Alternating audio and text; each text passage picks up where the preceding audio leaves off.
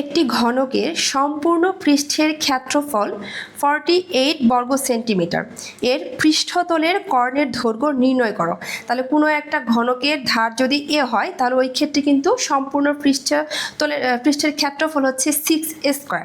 আর কর্ণের দৈর্ঘ্য বের করার তখন সূত্র হচ্ছে কি √2a। তাহলে আমাদের কর্ণের দৈর্ঘ্য √2 এর মান বের করতে গেলে অবশ্যই এর মান লাগবে।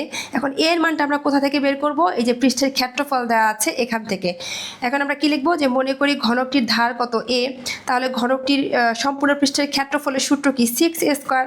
তাহলে পৃষ্ঠের ক্ষেত্রফলের একটা মান দেওয়া আছে কি 48। তারপরে আমরা প্রশ্ন মতে লিখতে পারি যে 6a² কত 48। তাহলে a² কি 48/6, a² 8। উভয় পক্ষকে বর্গমূল করলে কি হবে? a √8। √8 কে আমরা লিখতে পারি কি 2 × 4।